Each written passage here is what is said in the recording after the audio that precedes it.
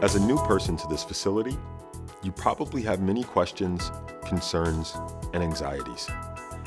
One concern may be for your personal safety. Let me assure you, the Wisconsin Department of Corrections values your safety, and that includes keeping you safe from others while you are serving your sentence. Let me be clear.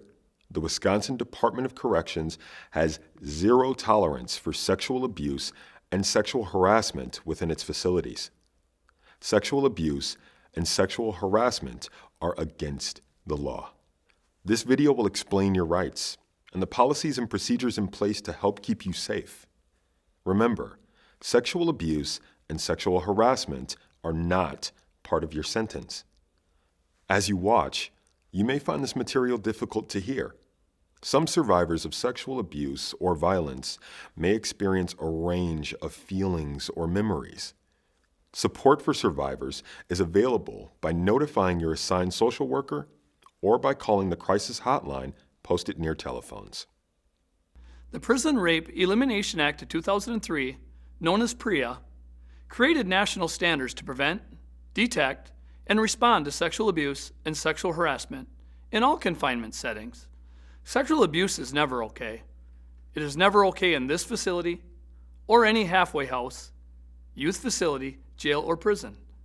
In response, the Wisconsin Department of Corrections put policies and procedures in place to help keep you safe and to make it possible for you to get help if you've been sexually abused or sexually harassed.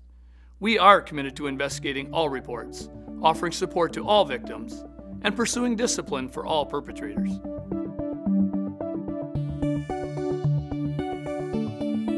No one deserves to be abused. You have the right to be free from sexual abuse and sexual harassment.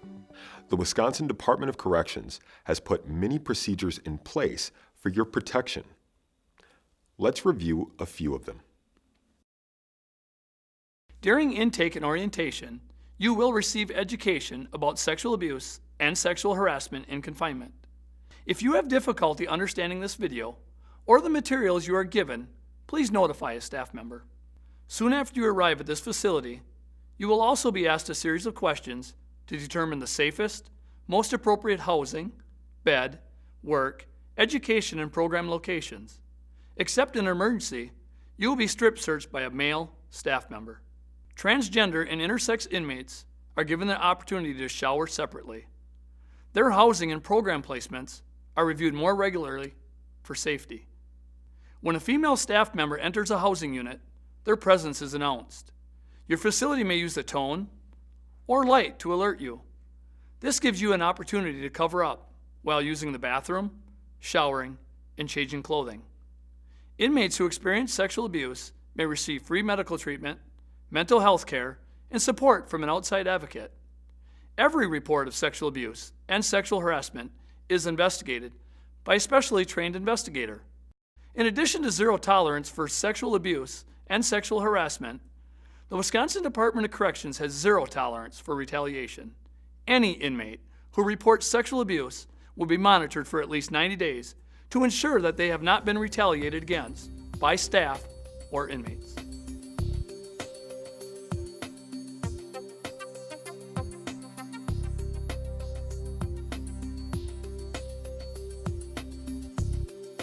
Sometimes, it's difficult to know if you were a victim of sexual abuse or sexual harassment. Let's review the definitions of sexual abuse and sexual harassment, in addition to some other important terms. First, let's define consent. Consent is when someone is willing and able to freely agree to be part of an activity. If someone does not agree or is unable to agree because they are asleep, unconscious, drugged, afraid, coerced, feeling threatened, or don't understand what's going on, then they have not consented. Because staff members have authority over inmates, inmates can never truly consent to sexual activity with a staff member even if they agree. Staff members include Department of Corrections staff, volunteers, and contractors.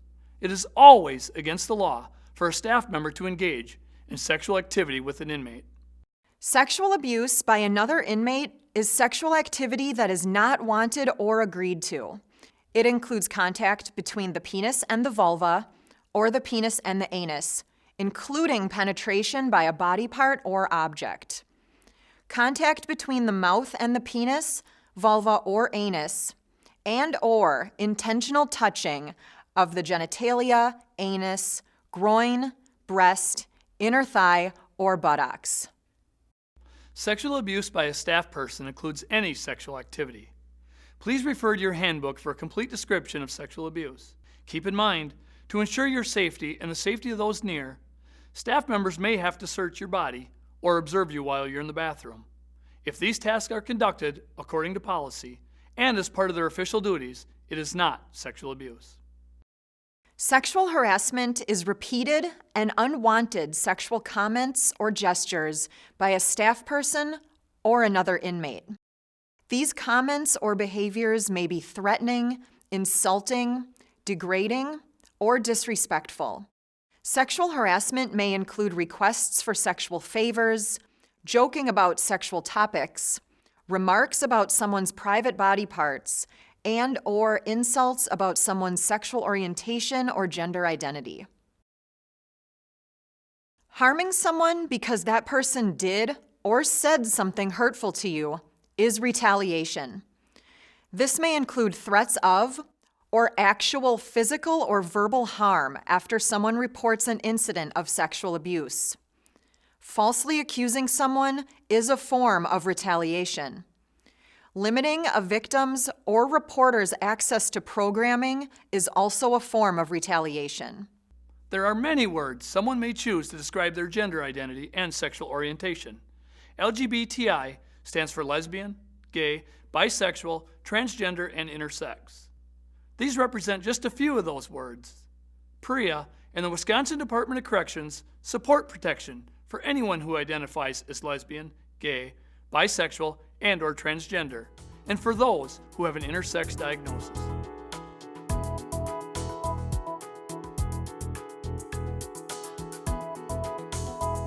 It's important for you to understand that sexual abuse and sexual harassment are never the victim's fault.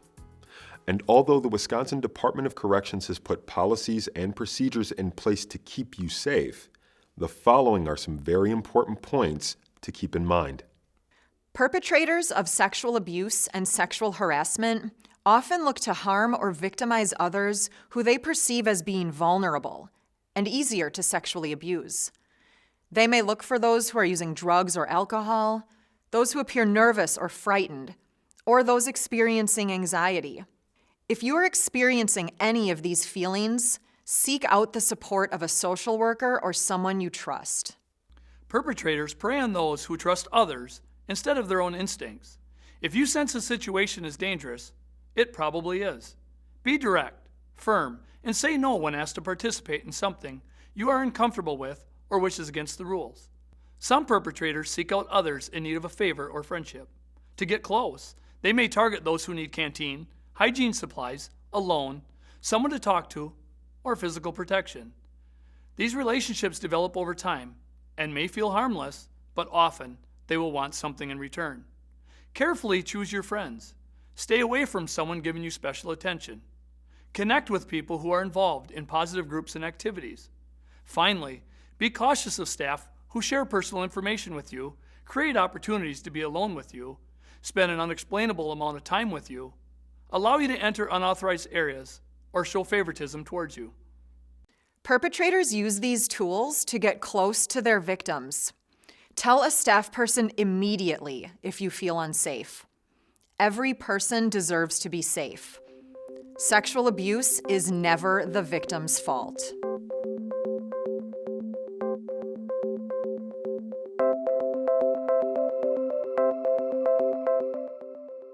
As we've explained, the Wisconsin Department of Corrections makes every effort to keep you safe. However, if you experience sexual abuse, please reach out. Tell someone. Get help. If you experience sexual abuse, get to a safe place. You might feel safe in the office of a social worker, teacher, or chaplain. Safety may be found on your bunk, in your cell, or room. it could be at the officer station. Even though you may want to clean up immediately after the abuse, consider waiting, so that potential evidence isn't lost. Try not to use the bathroom, shower, wash, drink, brush your teeth, eat, or change clothing. Report the abuse as soon as safely possible. Deciding to report sexual abuse is never easy. I'd like to repeat and emphasize that deciding to report sexual abuse is never easy. The fear of being labeled a victim or snitch often has the power to keep people quiet. We encourage you not to remain quiet. Use your voice. Please report abuse as soon as safely possible so that you can receive support. You don't need evidence to report. There is no time limit to report sexual abuse. However, sooner is better. If you experience, witness, or suspect sexual abuse or sexual harassment, you can report it anonymously if you wish, using any of the following methods. To report sexual abuse or sexual harassment, please use any of these methods. Reminders of these methods are posted throughout this facility. Tell any staff person at any time of the day. Send a note or a request to speak with any staff person. File a complaint. If you feel unsafe reporting directly to a staff member, dial 777 to report to the Department of Corrections. Your PIN number is not needed to make this call. This hotline is a message line and is only monitored during business hours. If you choose to use 777, there will be a delay in responding to your immediate needs. You can dial 888 to leave a message with an agency outside of the Department of Corrections.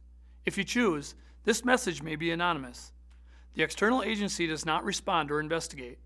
Your report will be forwarded to your facility for review and action.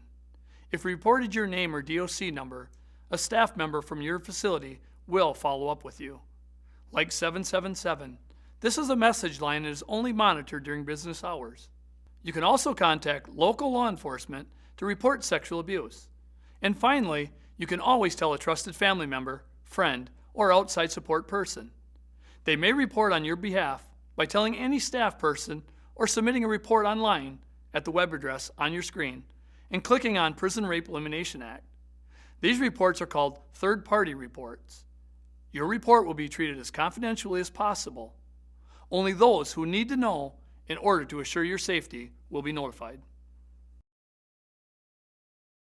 After experiencing sexual abuse, survivors may experience a wide range of emotional and physical reactions. There is not a right or a wrong way to feel. All of these feelings, any feelings, are normal. If you experience sexual abuse while in a facility, the Wisconsin Department of Corrections is seriously committed to your protection, support, and recovery. Every effort will be made to assure your protection without restricting access to work, education, or programming. Inmates who experience sexual abuse are encouraged to do the following. Consider allowing medical staff to examine you for sexually transmitted infections and injuries, which may or may not be visible. Consider talking with someone. Support may come from a trusted friend, family member, or someone at your facility, like a medical or mental health staff person, teacher, chaplain, or victim services coordinator. Victims may also consider receiving support from an outside local sexual assault agency and advocate. Advocates are trained to provide confidential support after sexual abuse. They will listen and provide information and education. Their services are free and are not connected to the Department of Corrections. If you report an incident of sexual abuse, your facility's victim services coordinator will meet with you to talk about the support services available to you, including advocacy. If you'd rather, you may also call the agency's crisis hotline directly for support. Their telephone number is posted throughout this facility. All of these services are free and may be accessed at any time.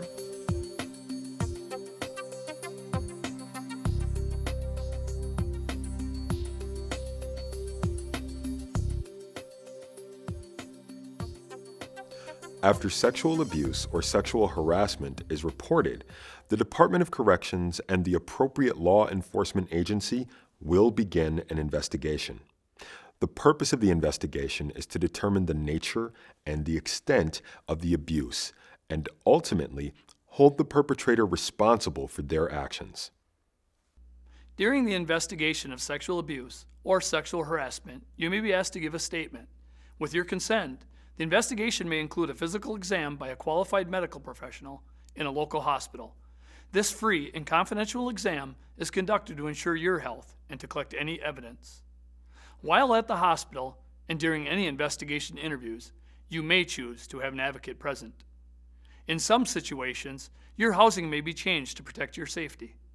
Protective confinement should only be used as a last resort until a more suitable option is available. The investigative process is conducted in a confidential manner, meaning only those who need to know are included. Following an investigation, a report may be found substantiated, unsubstantiated, or unfounded. You will be notified by letter of the outcome. Let me repeat that victims or witnesses of sexual abuse or sexual harassment are highly encouraged to report. While false reports of sexual abuse are extremely rare, it is important to note that they are a Department of Corrections violation. Those who make false reports are subject to corrective action, including discipline. Staff and inmates who are found to have engaged in sexual abuse, sexual harassment, or retaliation are subject to disciplinary procedures and sanctions up to and including referral to local law enforcement for investigation and prosecution in accordance with Wisconsin criminal law. As you enter this facility, the Wisconsin Department of Corrections wants you to clearly understand that there is zero tolerance for sexual abuse and sexual harassment. And let me repeat, sexual abuse and sexual harassment are not part of your sentence. We've discussed your rights, policies and procedures designed to keep you safe, vulnerabilities perpetrators look for, and methods for reporting incidents of sexual abuse, sexual harassment, and report-related retaliation. We also describe the follow-up support services you may receive, the investigation process, and consequences for perpetrators. You have a right to be free from sexual abuse and sexual harassment. Please notify a staff member or review your handbook if you have any questions. With your help, we can work together to ensure safety for all.